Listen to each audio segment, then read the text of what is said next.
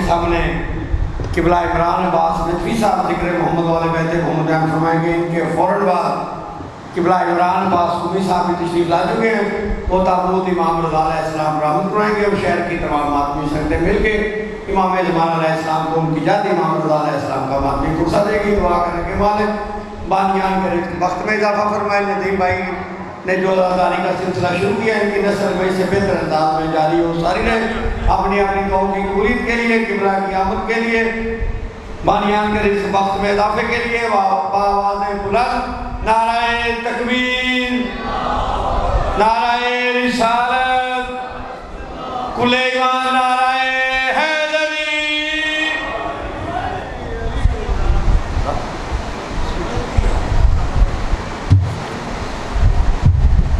بارے دیگر سلام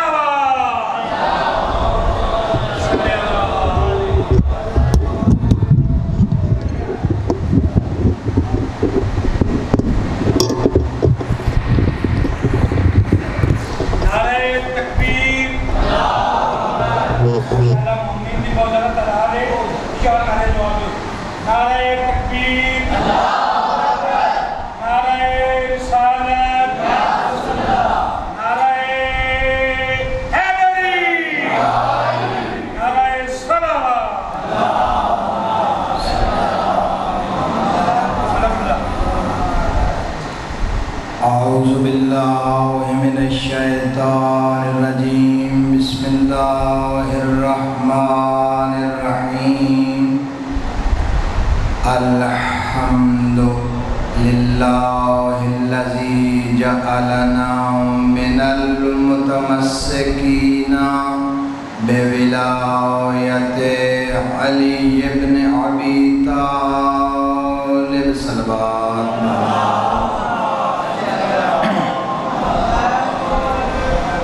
اما بعد فقد قال اللہ تبارک و تعالی فی قرآنہ الحمید وقولہ الحق۔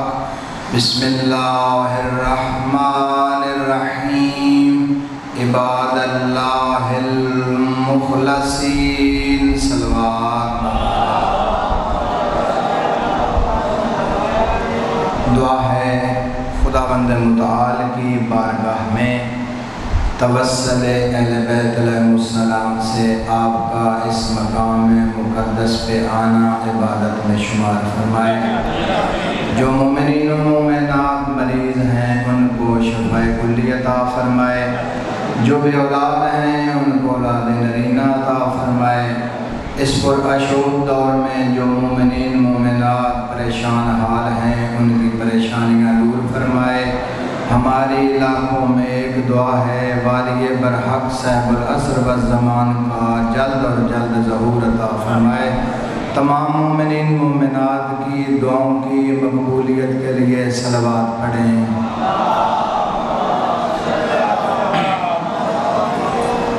صلوات کا پڑھنا عبادت ہے، عبادت سمجھ کر پھر صلوات پڑھیں۔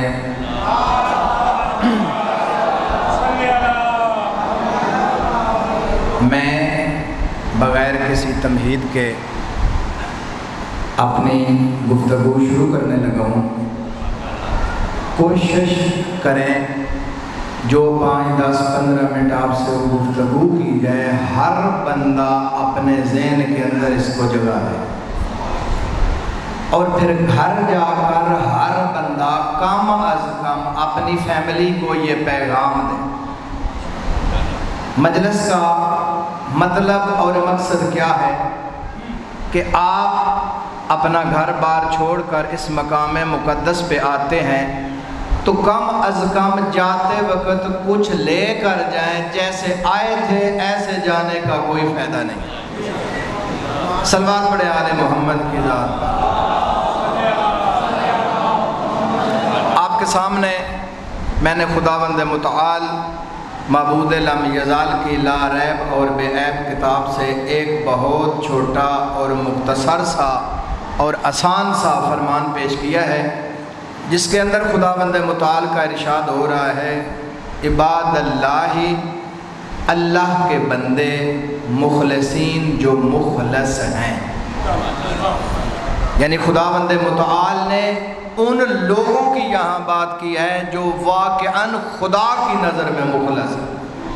ہم اپنی نظر میں اگر کسی کو مخلص گننا شروع کر دیں تو سب سے زیادہ تعلق جس کا ہمارے ساتھ ہوگا ہم کہیں گے یہ بندہ مخلص ہے، بعید نہیں کہ وہ بندہ سب سے بڑا ریاکار ہو۔ لہذا خداوند متعال جو ہے وہ عادل بھی ہے، وہ معبود لم یزال بھی ہے، وہ وحدہ لا شریک بھی ہے۔ جو اس کا پیمانہ ہے وہ ہمارا نہیں، جو ہمارا ہے وہ اس کا نہیں۔ اس نے اپنی مرضی سے کچھ ان لوگوں کا قرآن کریم کے اندر نام لیا جو واقعاً مخلص ہیں۔ آپ صلوات پڑھیں تو میں کچھ لوگوں کا تعارف بیان کرواؤں۔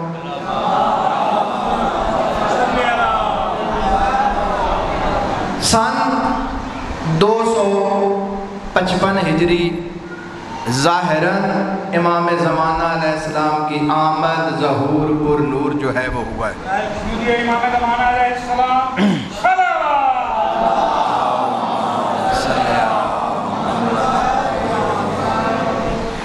سن 255 میں امام کی آمد، سن 260 میں حجت خدا امام حسن عسکری علیہ السلام اس ظاہری زندگی سے پردہ کر گئے۔ 5 سال امام نے امام کی تربیت کی ہے، یعنی معصوم امام حسن عسکری علیہ السلام نے 5 سال امام زمانہ علیہ السلام کو جو کچھ بتانا تھا اپنے ساتھ رکھ کر بتایا، اور سن 260 سے لے کر 329 تک غیبت صغریٰ کا دور چلا، جس کے اندر امام زمانہ علیہ السلام نے اپنے 4 نائب مقرر کیے، اور سن 329 سے لے کر اس وقت تک غیبت کبریٰ جاری ہے۔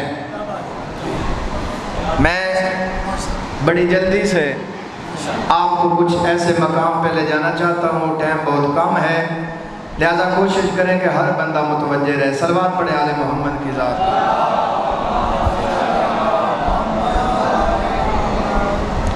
سن 329 کے بعد مرجیت کا دور شروع ہوا۔ معصوم خود فرما رہے ہیں کہ ہم اللہ کی طرف سے مراجع پر حجت ہیں اور مرجیت ہماری طرف سے آپ پر حجت ہے۔ کیوں؟ اس لیے ہمارے پاس نہ اتنا ٹائم ہے، نہ اتنے وسائل ہیں، نہ ہم میں اتنا عقل ہے کہ ہم 35-40 سال پڑھنے کے بعد ایک مسئلہ کسی بندے کو بتا سکیں، کیونکہ ہم محتاج ہیں۔ یعنی شریعت کے اعتبار سے یا تو بندہ خود مجتہد ہو، اگر مجتہد نہیں ہے تو وہ احتیاط پہ عمل کرے۔ یعنی احتیاط کا مطلب کیا ہے کہ بندے کے پاس اتنا نالج ہو جو قرآن کی آیت سے، معصوم کے فرمان سے کم از کم حلال حرام کی تمیز کر سکے۔ صلوات پڑھے آل محمد۔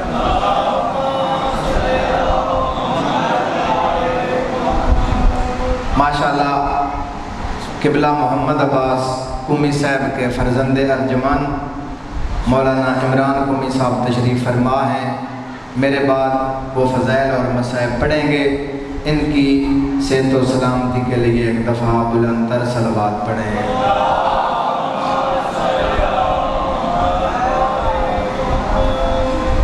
میں بات کر رہا تھا کہ یا تو بندہ احتیاط پہ عمل کرے، اگر بندہ احتیاط پہ عمل نہیں کر سکتا تو پھر کم از کم مجتہد ہو۔ آپ پڑھیں، ٹائم لگائیں، اور جتنی کتب فقہ کی ہیں، عقائد کی ہیں، اصول کی ہیں، وہ ساری کی ساری پڑھنے کے بعد آپ خود بھی اس فتوے پہ عمل کریں اور دوسروں کو بھی فتویٰ بتائیں، یا پھر کم از کم احتیاط پہ عمل کریں۔ اب اپنے لیے قرآن کریم کی آیت سے اور معصوم کے فرمان سے شریعت کا حکم اخذ کر سکتے ہیں۔ اگر نہ مجتہد بن سکتے ہیں اور نہ جو ہے وہ اتنا علم حاصل کر سکتے ہیں، پھر آپ پہ واجب ہے اس دروازے پہ دستک دیں جہاں سے آپ کو شریعت کا علم حاصل ہو۔ سرکار شیخ طائفہ توسیے اول طوس میں ولادت ہوئی، کچھ علم حاصل کیا، چلتے چلتے بغداد کی طرف رخ کیا، علمی پیاس بجھانے کے لیے بغداد میں ٹھہر گئے۔ کافی عرصہ علم حاصل کرنے کے بعد بغداد کے حالات متغیر ہوئے۔ جیسے بغداد کے حالات تبدیل ہوئے، ان کی جو جمع شدہ پونجی تھی اس عالم دین کی، وہ ساری کی ساری کتابیں تھیں، اور مذہب غیر شیعہ نے وہ جلا دی۔ اور بعض علماء کے اقوال میں یہی ملتا ہے، جب اس لائبریری کی جلی ہوئی کتابوں کی راکھ کو اٹھا کر دجلہ میں پھینکا گیا تو دجلہ کا پانی سیاہ ہو گیا۔ یعنی اتنا بڑا اثاثہ مذہب اہل بیت کا جلا دیا گیا۔ وہاں سے حالات خراب ہوئے۔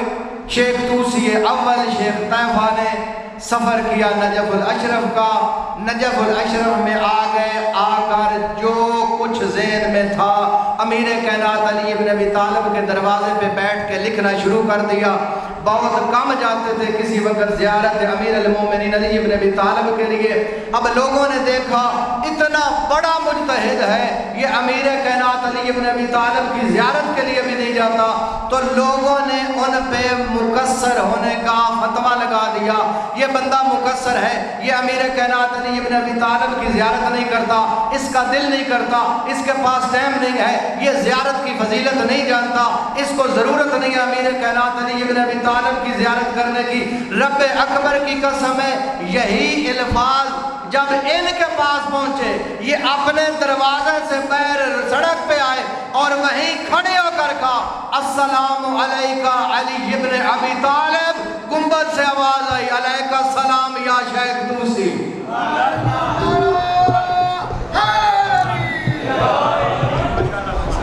پھر بھی صلوات پڑھیں آل محمد کی بات۔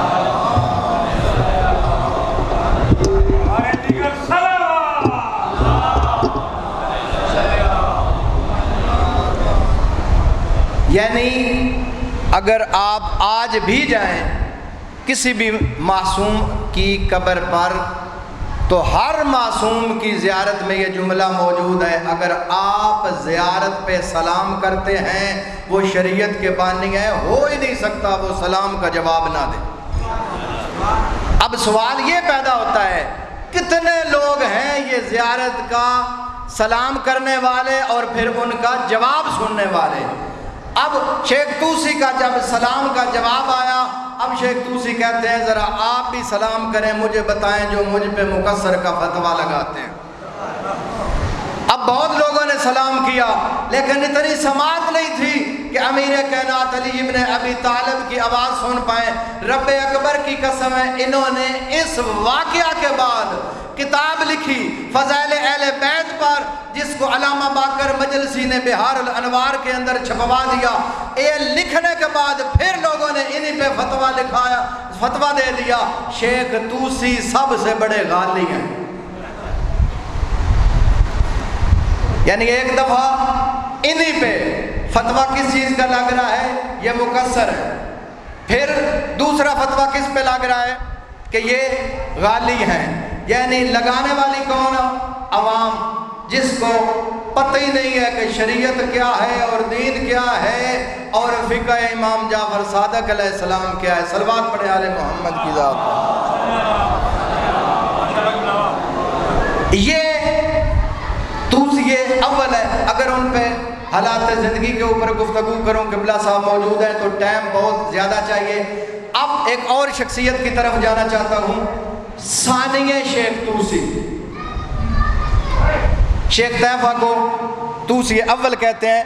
اگر اس کے بعد کوئی آپ میں سے زیارت امیر المومنین علی ابن ابی طالب کے لیے جائے تو جو دروازہ وادی السلام کی طرف کھلتا ہے اس کے فوراً بعد سب سے پہلا گھر ہی شیخ طوسی کا ہے اور وہیں ان کی قبر موجود ہے، ضرور وہ ان کی زیارت پہ جائے۔